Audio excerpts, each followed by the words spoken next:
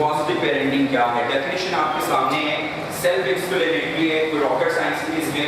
वो कहते हैं कि positive parenting is the approach to parenting that we believe best supports in all aspects of healthy child development.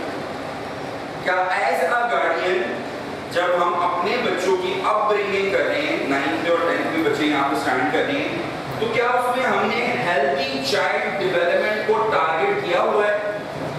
वो कह रहे हैं कि ये पॉजिटिव पेरेंटिंग है। Next one, it is based on decades of research into the links between parenting and how young children respond to life challenges. This is again important.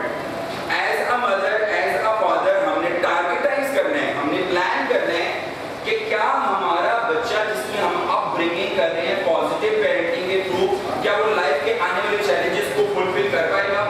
आज का बहुत इंपॉर्टेंट एरिया, और इस एरिया पे जाने से पहले मैं आप तमाम गार्डियन से रिक्वेस्ट करूंगा कि पॉजिटिव पेरेंटिंग के ऊपर एक और पार्ट वो कह रहे हैं the best way to raise positive children in a negative world. हम बहुत ज़्यादा कहते हैं नेगेटिविटी बहुत है, social media, WhatsApp, again important है, फेसबुकिंग, और अभी मैं पढ़ रहा था कुछ अर्सा पहले, आप तमाम गार्डियंस को बताने की बात बड़ी इंपॉर्टेंट है। मैं समझता हूँ अगर मैं नहीं इस पर बात करूँगा एज ए मोटिवेटर तो कौन करेगा।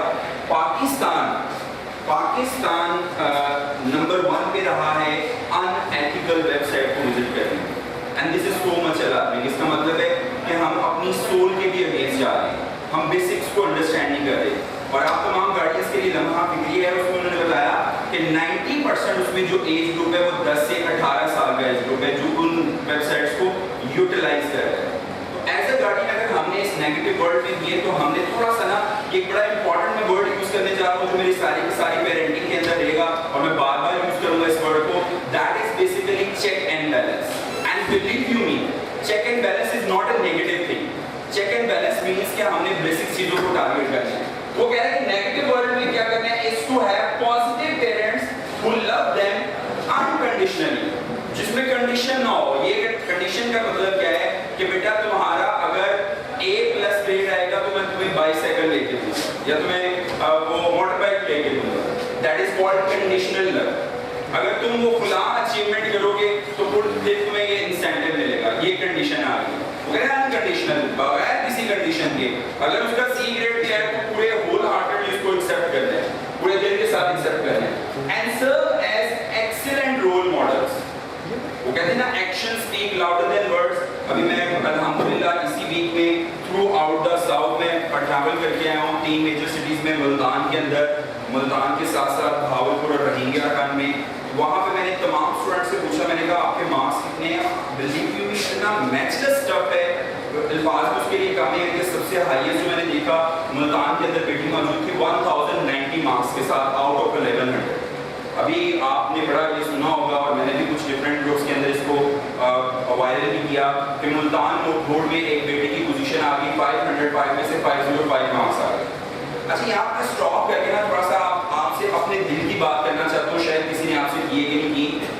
मार्क्स के साथ साथ इन एरियाज को भी टारगेट करें।